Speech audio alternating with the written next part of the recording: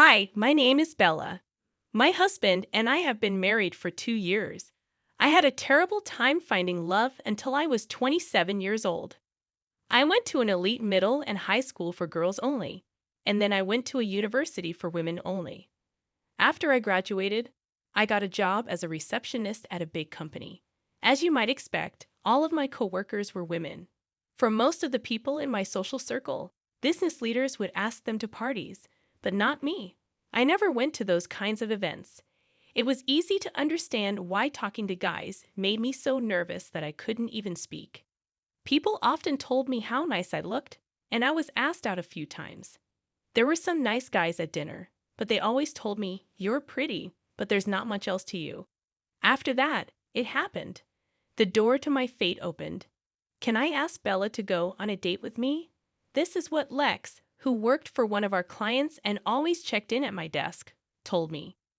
Since he would only give me his contact information, people around us thought we were dating, but it wasn't true. I just smiled at him when he tried to start a conversation, like I did with everyone else. I really thought I would always be single, but when he told me, everything changed. May I suggest that we begin our relationship as friends? That was my answer. Got off guard.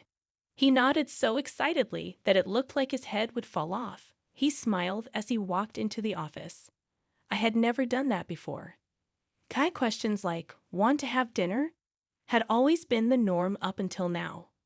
"Free tonight." But when I was with Lex, I didn't get that sense. I only felt love. I was so happy. I went on a few dates with him, but I was still nervous and didn't talk much. The moment I knew he liked me for who I was, I knew. Is it possible for you and I to be together? To the point of tears, he was so happy. All of this took place on Christmas 2 years ago. At that moment, I was very happy and thought I would always have someone so loving in my life.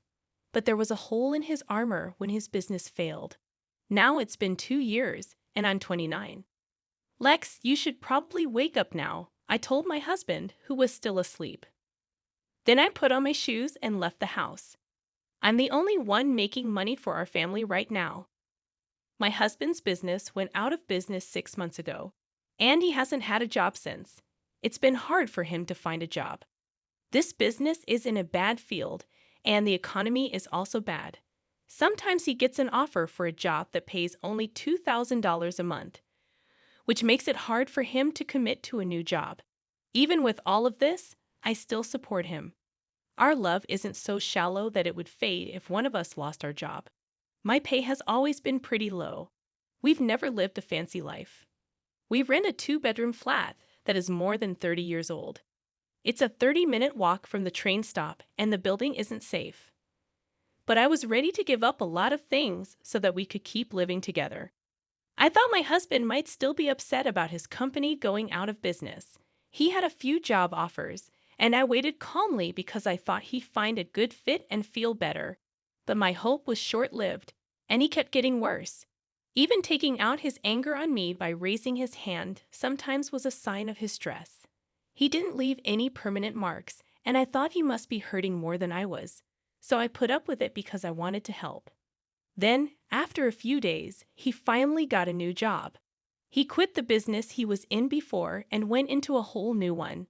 He took the job because the new place was ready to hire him, even though he didn't have much experience. I felt better when he got it because I knew I wouldn't have to be his hitting bag anymore. I thought he might be getting violent, but it looked like it was just a phase.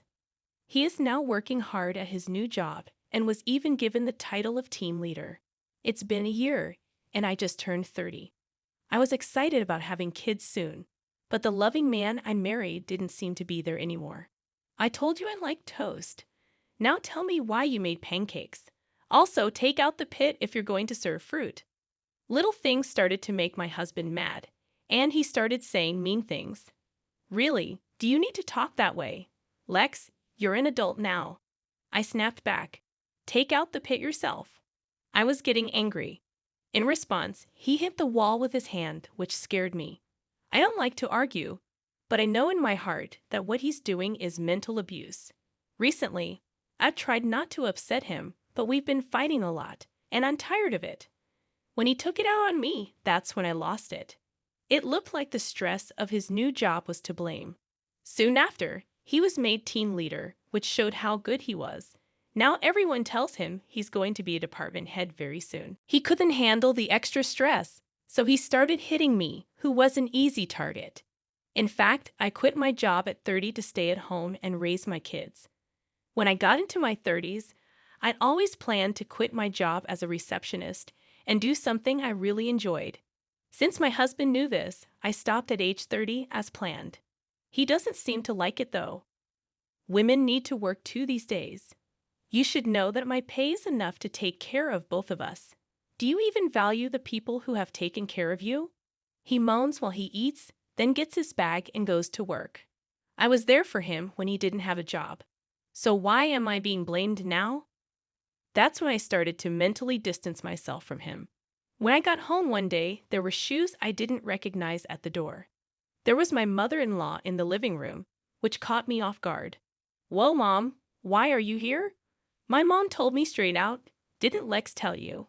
When I went up to her, "From today on, I'm moving in." This is something I've never heard before. Over time, I learned that my husband had suggested that my mother-in-law move, and because she was lonely after the death of my father-in-law. Of course, no one asked me that. While I was still shocked, my mother-in-law told me to start making dinner. It shows how valuable a housewife is to take care of her family, so she told her, "Get to work."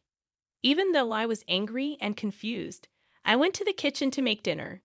Then Lex's mother-in-law came in and said, "Lex hates burgers." The food was almost ready. This is rubbish. The dish was almost done when she threw it away. I was seated inside, but strangely, words failed me when I was faced with this surprise event. I couldn't say anything, so I just listened as my mother-in-law went on.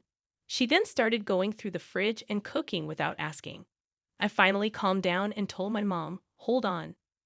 I made a list of meals for the week and then went shopping. As soon as I said that, he dumped flour on my head, making me cough. I kept watching her make her food, and then she told me to clean up. When my husband finally got home, he was thrilled to see the meal. "Yes, this is the kind of food I want. It's better to eat fried food than salad."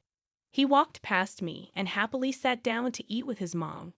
My heart felt like it had been smashed and black ink had been dropped on it at that moment. Following that, my mother-in-law continued to bother me every day, and my husband continued to hurt my feelings.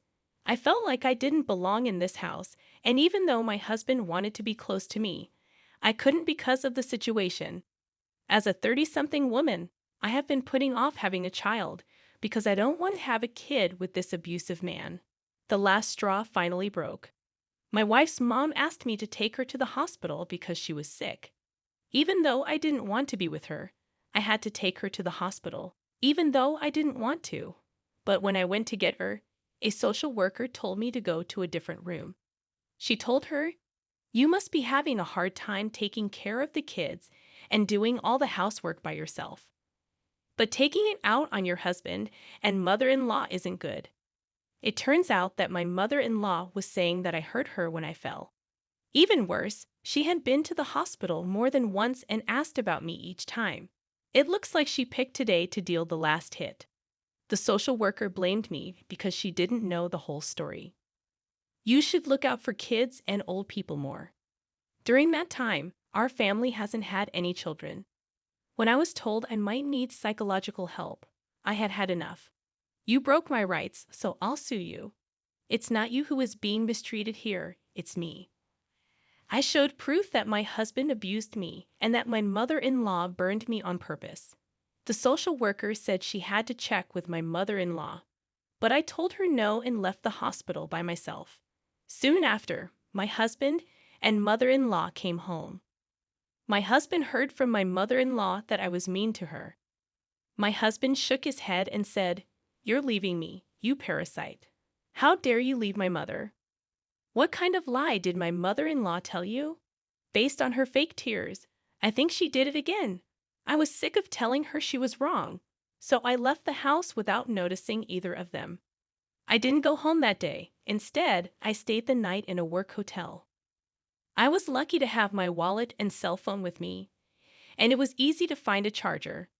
I chose to avoid both of them for a while and not go back home.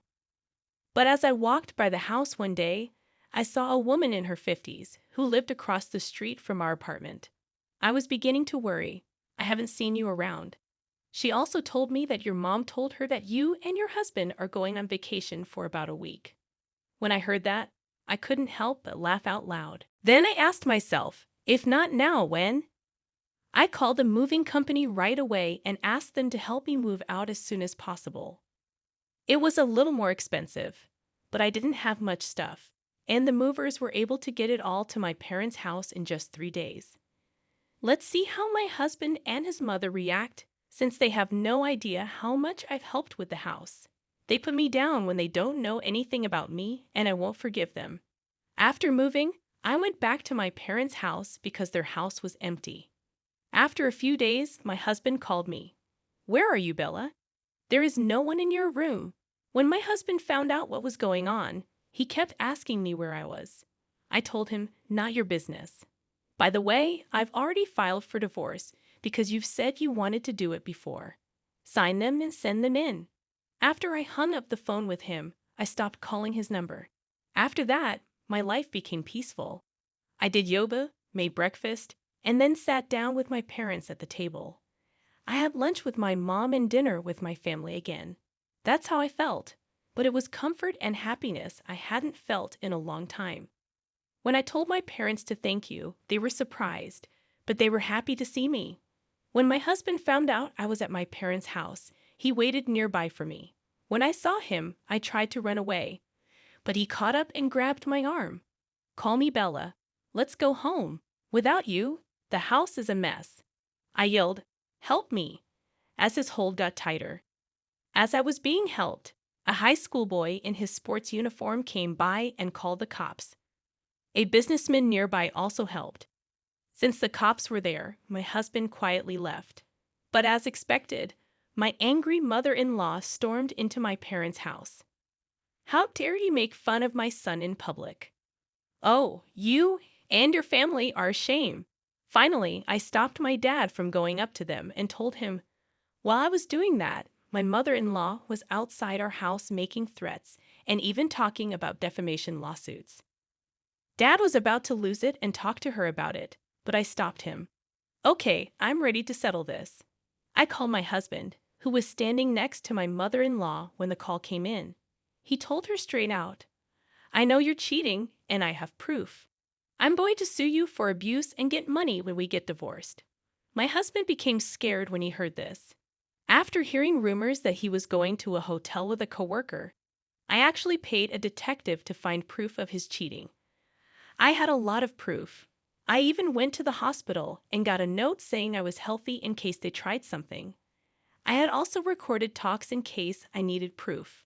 I was going to talk to my husband and his mother about it when I was ready mentally, but I'm not going to be quiet when they insult my parents.